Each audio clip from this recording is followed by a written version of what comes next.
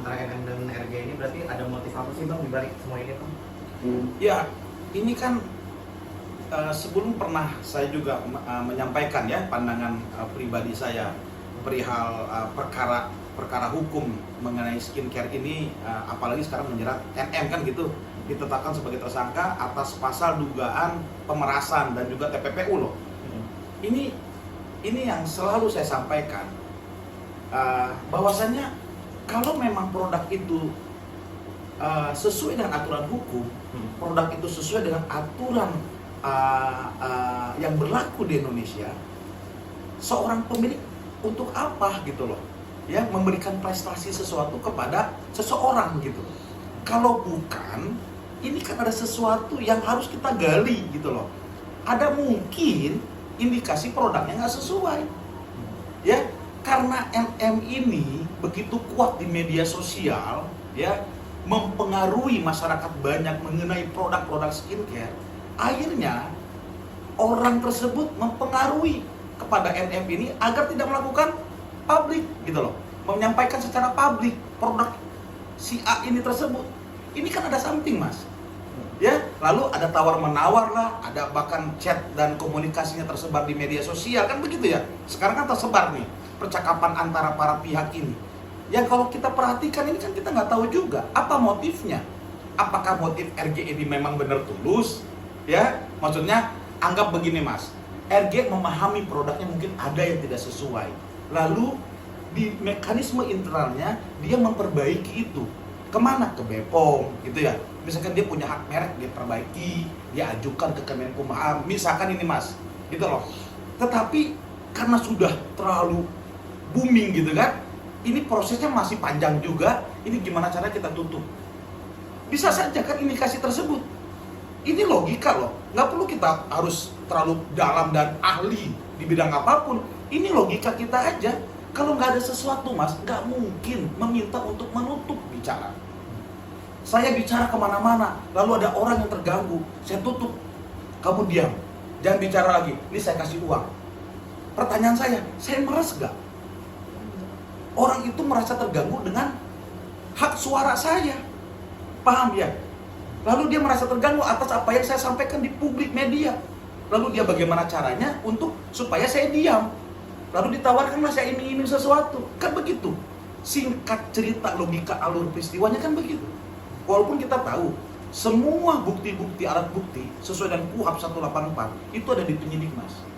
Ya, itu kita kembalikan. Kita menghormati proses hukum itu kepada pihak penyidik. Tetapi kalau kita bicara, diskusikan perkara peristiwa ini ada something di antara para pihak, khususnya juga pihak, mohon maaf nih, pelapor gitu loh. Ya, dia dokter ngapain lagi pusing? Ini kan ada motif sesuatu yang dia tutupin. Ya, lalu NM merasa mungkin memahami itu, ya, bergaul dengan banyak ahli-ahli di bidang tertentu, ya akhirnya dia speak up. Kan gitu.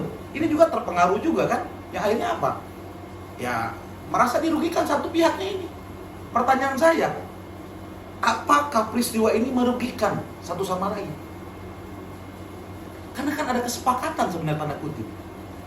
Ya, RG memberikan sesuatu prestasi agar tidak merugikan produknya. Lalu NM ya tidak terlalu banyak berkomentar mengenai produk si RG ini. Ya, mungkin di antara mereka ada perkembangan bicara atau ada pertemuan lain yang intinya lu perbaiki produk lu sesuai dengan aturan. Bisa saja. Apa ini sesuatu yang sebenarnya harusnya seperti itu, atau mohon maaf ya, ada invisible hand atau ada behind the scene, ada skenario yang lebih besar dari pihak-pihak tertentu yang tidak mau ini terpublish. Paham nggak? Ya, kita nggak tahu. Yang akhirnya apa? Suara-suara yang mengenai skincare ini jangan ada deh, gitu loh. Ini bisa jadi mas. Kita nggak tahu nih siapa sutradaranya, gitu loh. Apakah di belakang pemilik skincare? Kita nggak tahu. Ya, apakah di belakang pemilik bahan-bahan skincare? Kita nggak tahu. Atau maaf ya, orang-orang oknum instansi-instansi negara. Kita nggak tahu. Itu harus kita buktikan.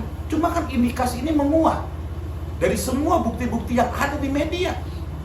Ini masyarakat yang harus dilindungi, gitu loh. Apa yang akhirnya, kalau saya melihat siapa yang paling dirugikan, Mas? Masyarakat pengguna, Mas.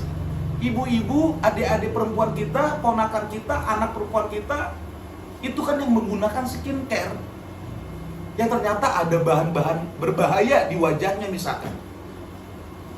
Kok kalian ini jahat ya? Tidak memperhatikan masyarakat umum yang menggunakan produk itu bertahun-tahun, yang mengeluarkan uang tuh supaya dia cantik, gitu loh, supaya dia pede, percaya diri, ya kan? Ini kan ada efek domino banyak bagi pengguna skincare, merasa glowing, ya otomatis dia percaya diri lah, intinya begitu loh. Nah pertanyaan saya, siapa yang dirugikan, Mas? Bukan mereka loh. Yang dirugikan itu masyarakat. Negara hadir, apa? Undang-undang Perlindungan Konsumen.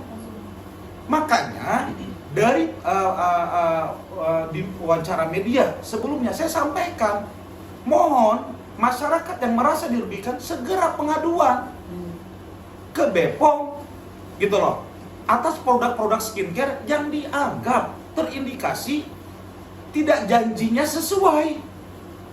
Ini kan bisa menjerat semua pemilik skincare loh, Mas. Ada kan di berita di Makassar kan, kalau tidak salah, betul nggak?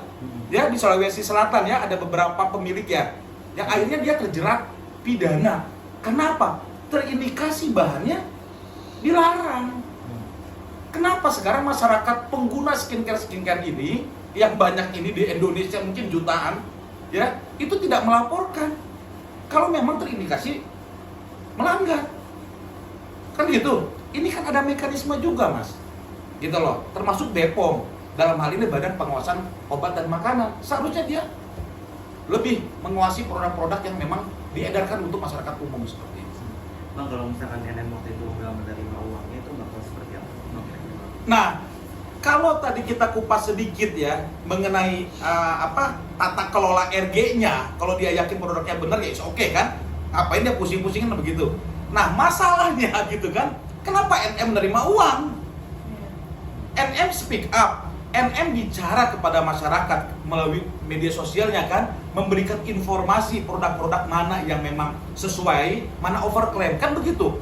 Dia bicara atas data yang dimiliki mungkin oleh pergaulannya yang menyangkut soal ukuran produk-produk yang dilarang sama yang tidak, kan begitu.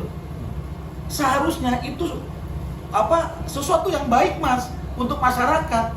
Tetapi salahnya kalau dalam pandangan saya, NM menerima uang dari pemilik skincare. Ini nggak bisa kita pungkiri, Mas, ini fakta. Karena memang percakapannya itu kalau misalnya 2 kali ya, dia menerima, dan itu uangnya besar, Mas, 4 miliar.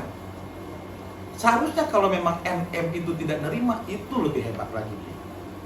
Ya, dia akan lebih baik dalam bagaimana menjaga kepercayaan publik terkait produk skincare yang memang indikasinya melanggar hukum gitu loh. Ini yang harus kita uji. Makanya, Mas, saya tidak meragukan akhirnya RG melakukan pelaporan sangkaan pasalnya ditambah dengan TPPU agar uang 4M yang dia keluarkan tadi bisa ditarik kembali. Kan begitu. Hanya ini caranya. Makanya ini dahsyat bagi saya. Ada sesuatu grand design yang dibuat supaya tetap balik gitu loh. Siapa itu? Ya, mungkin saya pikir masyarakat memahami lah, ya, siapa-siapa yang mungkin ya terindikasi bermain dalam peristiwa hukum seperti ini.